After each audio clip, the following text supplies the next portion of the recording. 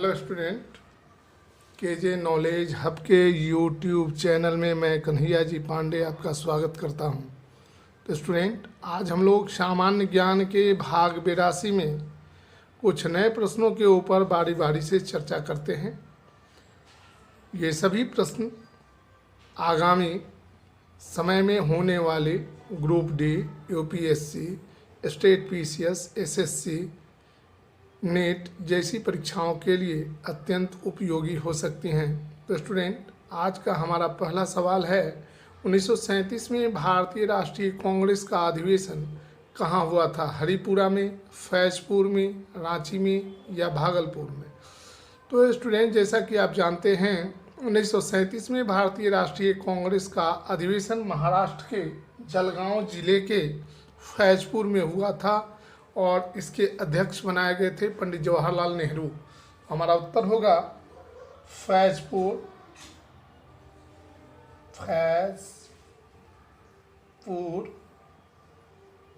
ये महाराष्ट्र का एक जगह है जो महाराष्ट्र के जलगांव जिले में अवस्थित है। महाराष्ट्र का जलगांव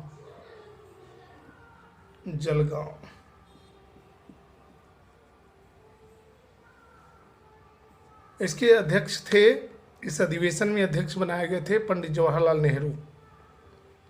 जवाहरलाल नेहरू 1938 के चुनाव में, कांग्रेस के अध्यक्ष पद के चुनाव में महात्मा गांधी ने सिताभी पटाभी रमैया को खड़ा कराया था और उनके अगेंस्ट में सुभाष चंद्र बोस खड़े हुए थे और सुभाष चंद्र बोस निर्वाचित हुए थे। स्टूडेंट, हमारा दूसरा सवाल है, बिहार में रेल परिवहन की शुरुआत कब हुई? 1890-91 में, 1880-81 में, 1870-71 में या 1860-61 में? तो बिहार में रेल परिवहन की शुरुआत 1860-61 में हुई थी।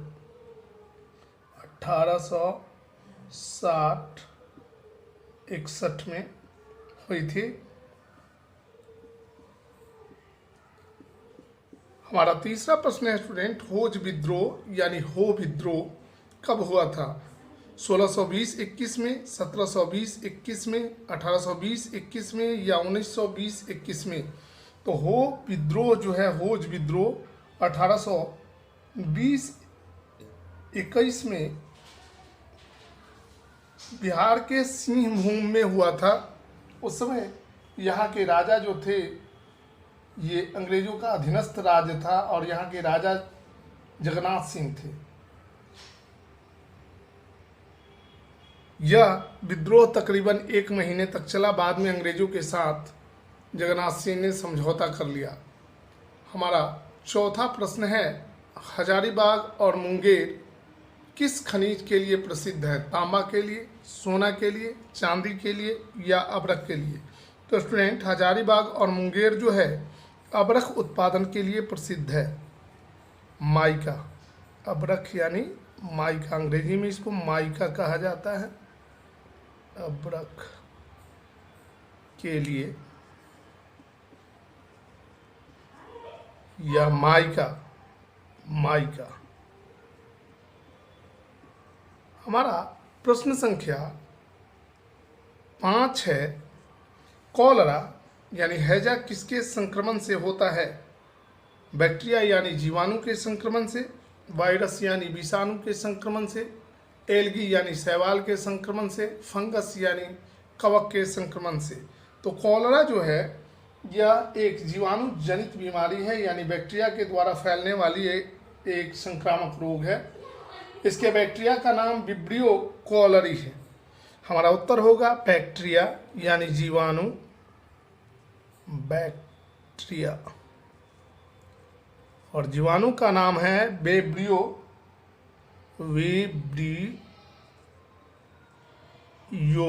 कॉलरी।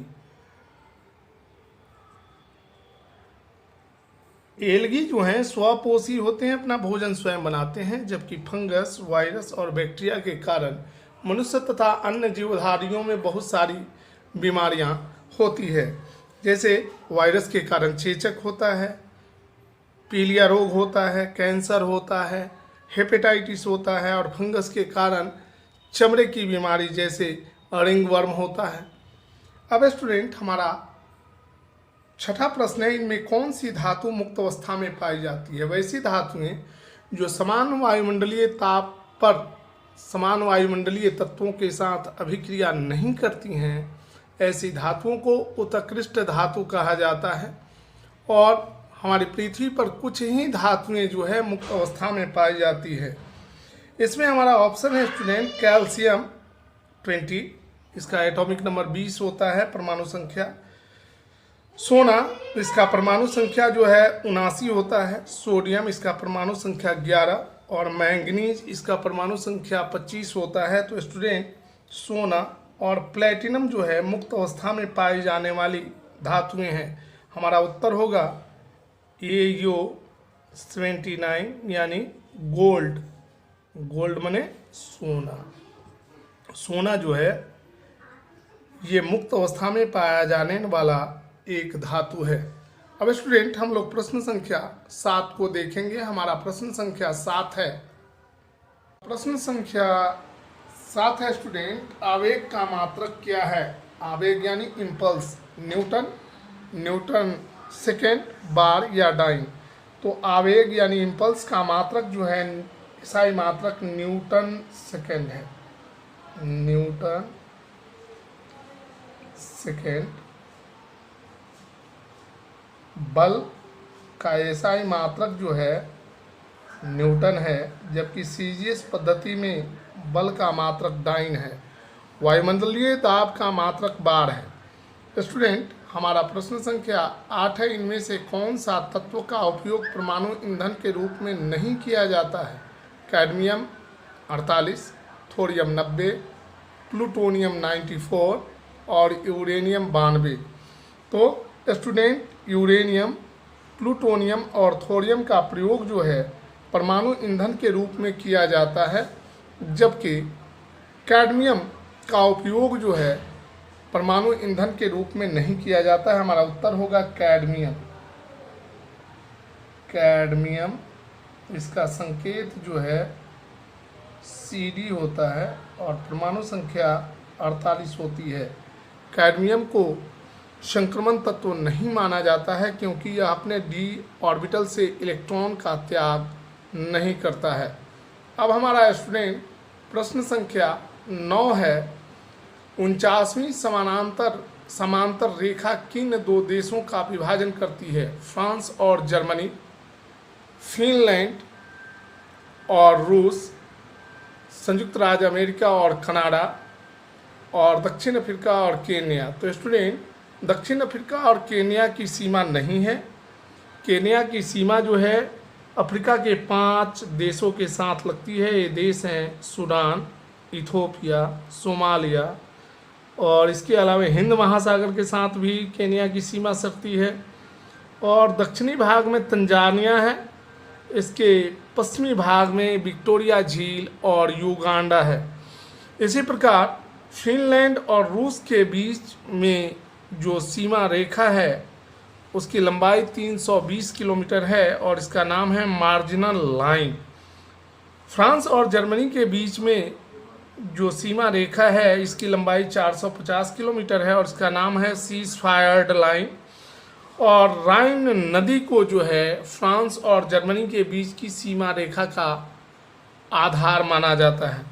स्टूडेंट इस प्रकार संयुक्त राज्य अमेरिका और कनाडा के बीच जो है सीमा रेखा वह 49वीं समांतर रेखा जो है यह USA और कनाडा के बीच की सीमा रेखा है। हमारा उत्तर होगा स्टूडेंट USA और कनाडा। USA और कनाडा।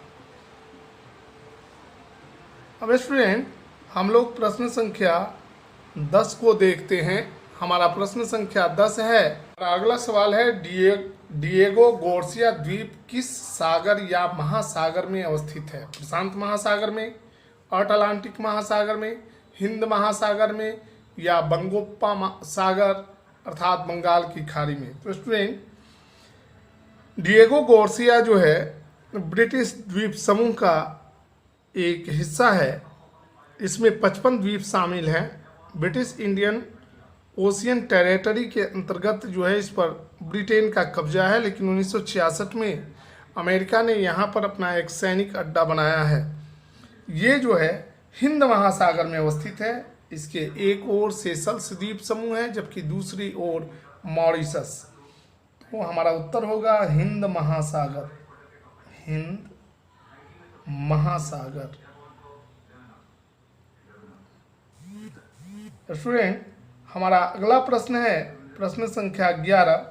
नाम यानी नॉन एलिगमेंट मोमेंट यानी गुट निरपेक्ष आंदोलन का प्रथम सम्मेलन कहाँ हुआ था? बेलग्रेड में, नई दिल्ली में, जकार्ता में, लुसाका में? तो 1961 में नाम का प्रथम सम्मेलन बेलग्रेड में हुआ था। 1961 बेलग्रेड। इसके संस्थापक सदस्यों में भारत के वर्तमान प्रधानमंत्री Jawaharlal Nehru, Marshal Tito Yugoslavia के राष्ट्रपति। मार्शल टीटो, बेलग्रेड युगोस्लाविया की राजधानी थी, और इंडोनेशिया के सुहार्नो जिसकी राजधानी जकार्ता है। इन सब लोगों ने मिलकर के विश्व का जो विभाजन हो चुका था, एक गुट अमेरिका का और दूसरा रूस का, उससे अलग हट करके एक गुट निरपेक्ष आंदोलन की स्थापना की गई, ताकि हम किसी भी पावर के साथ नहीं रहेंगे। वर्तमान में इसके सदस्यों की संख्या 111 तक पहुंच गई है। अब स्टूडेंट, हम लोग प्रश्न संख्या 12 को देखेंगे। प्रश्न संख्या 12 है, एक संख्या का 56% जो है 463.68 है, तो उस संख्या का 25% कितना होगा? तो स्टूडेंट, हमारा ऑप्शन है 405, 401, 300 या 207। तो माना की संख्या बराबर x, माना की संख्या बराबर x, चूंकि x का 56% यानी 56/100 बराबर 463.68। दशमलव को हटाएंगे तो बटा में ये भी 100 हो जाएगा। 100 से 100 खत्म, तो 56x बराबर हो जाएगा 46368। x बराबर हो जाएगा 46368/56 बराबर हो जाएगा, इसको काटेंगे 56 से तो 8 मरतबे,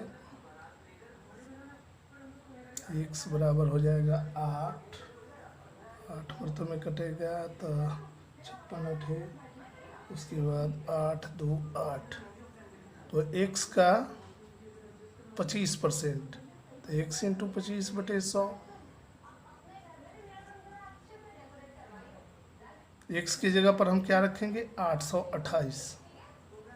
828 काटेंगे इसको तो 4 मरतबे में ख़त्म, 4 से 4 दूनी 8, 4 सत्ते 28, 207 आंसर, 207।